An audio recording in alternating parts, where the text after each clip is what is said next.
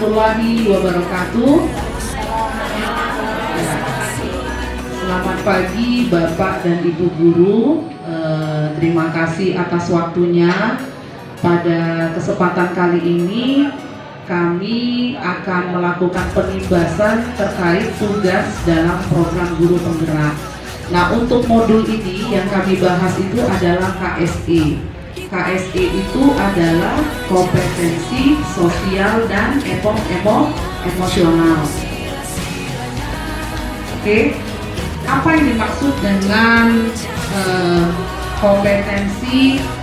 kompetensi sosial dan emosional itu adalah kemampuan untuk mengelola perasaan sendiri dan kemampuan untuk memahami perasaan. Dan apa saja kompetensi sosial dan emosional?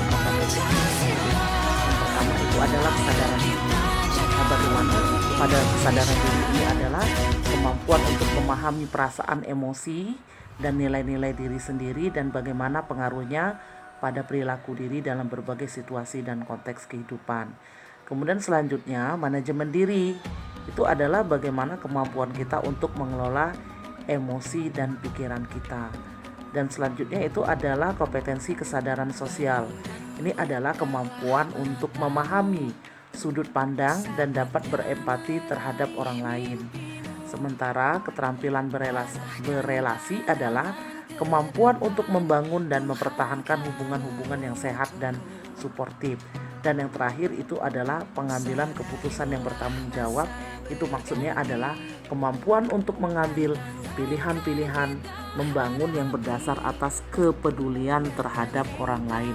Nah, itu adalah kompetensi-kompetensi pada kompetensi sosial dan emosional.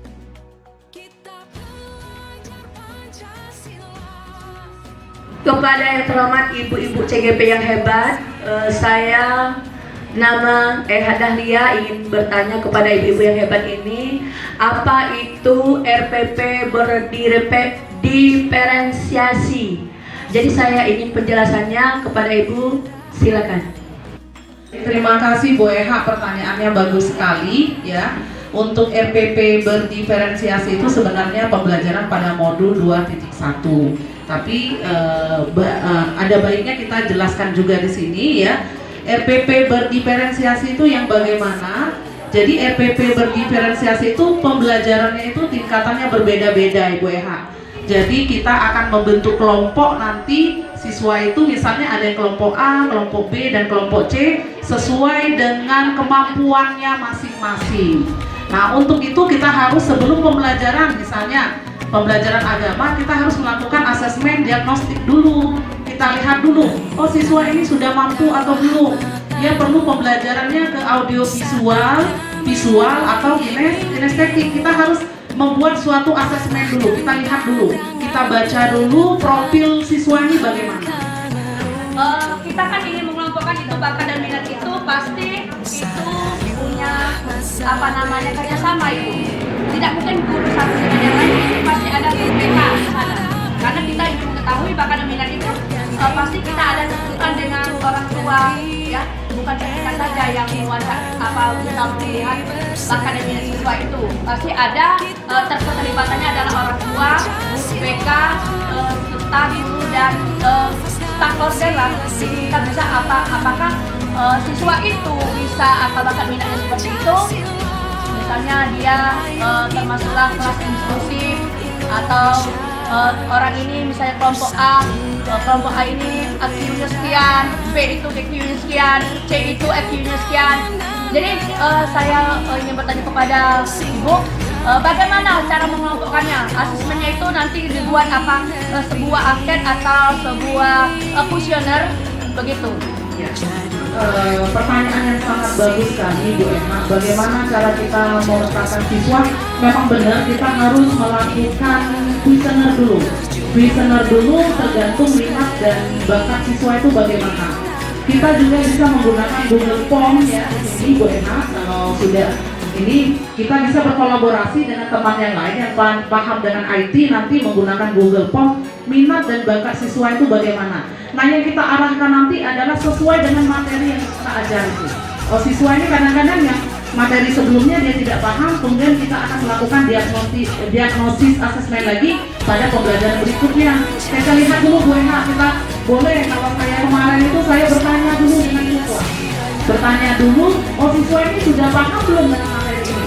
Kalau dia paham maka saya memberikan suatu pengelompokan berdasarkan pemetaan kebutuhan belajar sesuatu yang bagaimana.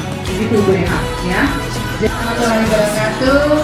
Terima kasih kepada NCT yang hebat. Ini ada pertanyaan untuk guru-guru hebat ini. Bagaimana cara pembelajaran sosial emosional diterapkan di kelas bagi pendidik seperti kami yang baru kepada peserta didik itu tolong dijelaskan sedikit. Terima kasih. Wassalamualaikum warahmatullahi wabarakatuh.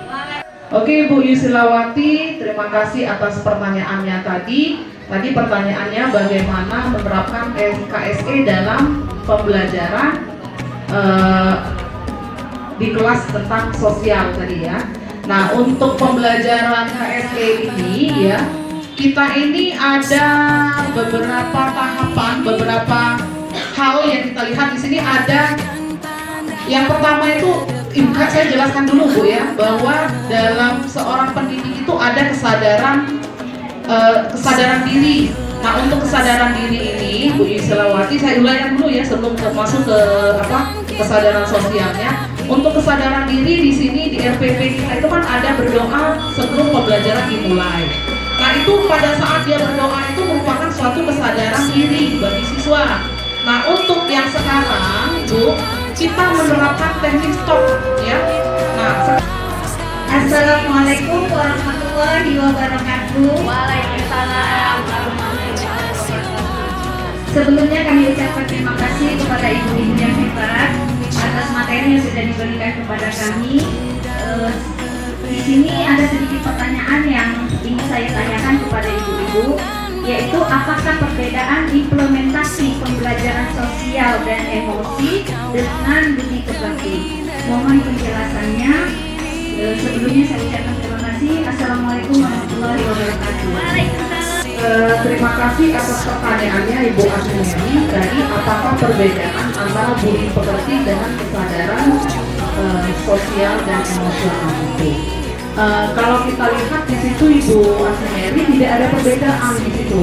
Kenapa? Budi pekerti itu kan berkaitan dengan akhlak.